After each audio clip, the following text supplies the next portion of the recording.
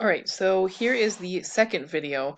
And this video is going to talk about some of the, I guess, smaller items. It's not necessarily, it's a combination of smaller. So there's going to be sentence issues and then just general evidence issues, okay? So the first thing that I want to talk to you about is, holy moly, why do we love, we just, I don't know how to say this. I don't know if we love commas or if we I don't. Ugh. We have a weird relationship with commas. So I constantly had to keep identifying like where you shouldn't have commas. Okay, so so take a look at this first one here. So right here, he worked at a barber shop where he would cut hair for a small amount of money and sell heroin as well. This is not where a comma belongs. A comma does not belong there. It should be taken out entirely, because if you simply take it out, then it works just like a normal sentence and it's perfectly fine. And sometimes I would see stuff like Cedric, comma, and Mr. Taylor walked down the street, Mr. Taylor, and then they did something. Like, that's not where a comma belongs. I'm going to upload some comma rules to help you, but you need to really be careful about commas. And so, in general, every single person needs to pay attention to commas. But Miss Hain, you didn't comment on any of my commas. Well, hey student, you should take a look at them anyways. Like I said, I will upload a document, a short document that has some basic comma rules to them. An easy comma rule is, remember the I, comma, CI, so the independent clause, comma, conjunction, coordinated conjunction, independent clause. Yeah, use that. And then also if you've got an introductory phrase, so like, as I walked down the street, as I walked, he screamed. So this is an introductory phrase. In fact, that's a dependent clause. Yeah, totally use a comma there. What you don't use a comma is where you've got a dependent clause in the middle of the sentence. Something like, Cedric cried, comma, because he failed. So a student has a comma here that is not where a comma belongs, because you've got the subordinating conjunction in the middle of the sentence.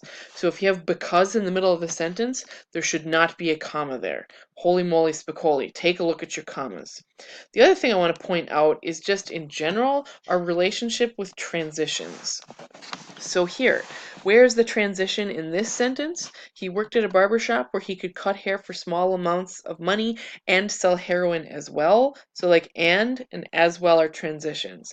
Now some students might be saying, well, Ms. Hain, isn't that kind of like a transition? Not quite. The purpose of a transition is to show the relationship between ideas, to move your reader from one idea to the next. The word and as well do that.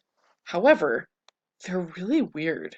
Um, so like he worked at a barber shop where he could cut hair for a small amount of money.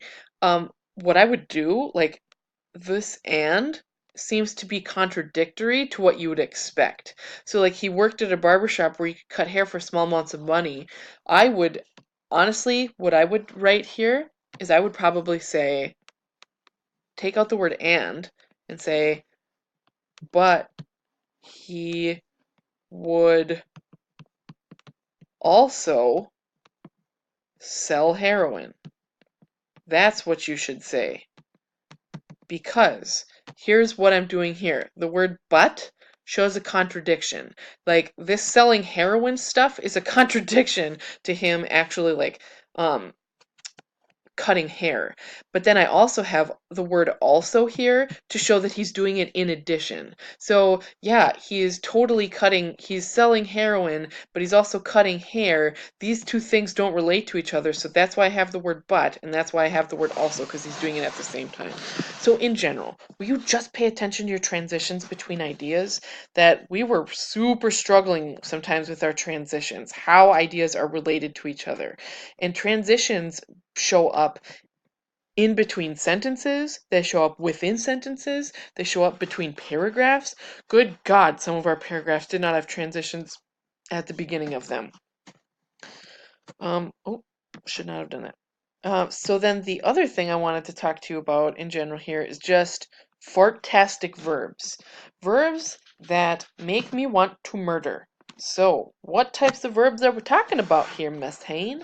Well, take a look here. In order to qualify to get a free lunch, a student's family income must be lower than $15,171 per year. I want to murder. Murder, murder, murder. This? Oh, this is why I have a bald spot on my head, because I'm ripping out all my hair. Do not ever use the word get. If you use the word get in your sentence, I will get you. I hate this word. Why do I hate it? Because I've been telling you all year. There are 36 definitions of the word get.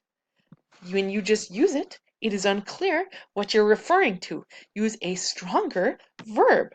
Like, what verb could you use here? Why don't you just say in order to qualify for free lunch? And so then you just put the word for. Oh my goodness. Now you've erased some little small words and you just use the one. Oh my goodness, you could do that. That's awesome.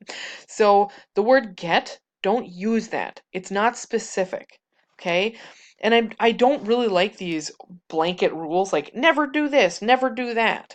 But really the word get has no place in an academic piece of writing. Not at all.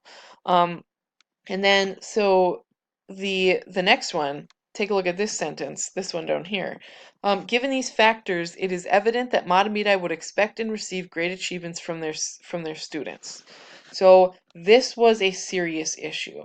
These clause beginnings, where it was either it is, or it was, or there is, those are all very, very simple and unspecific. There is, or perhaps there was, there are. Do not use those.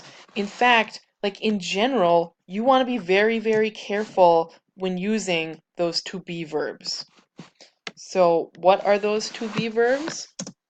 Is, oops, are, am, was, been, being, were.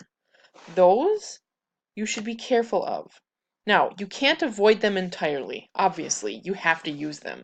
But you should really use them sparingly because they make passive sentences which are not very clear and they're not as strong verbs. They're not as accurate as you could be. So, you use instead, well, here's what you could use. I'm going to type it out for you. Given these, oops, not the comma. I was just yelling at you about commas. Given these factors, comma, because that's an introductory phrase, Matamidi would expect and receive great achievements from their students. Look what happened there. First of all, you shortened the sentence. which is awesome. Second of all, now look at the verb. Would expect and receive. Much stronger than it is evident. Just watch out for these verbs. Watch out for these verbs. So I'm not saying to never use them. I'm saying be careful when you use them. And sometimes it's not as easy as just taking these verbs out. Sometimes you're going to have to reimagine the entire sentence.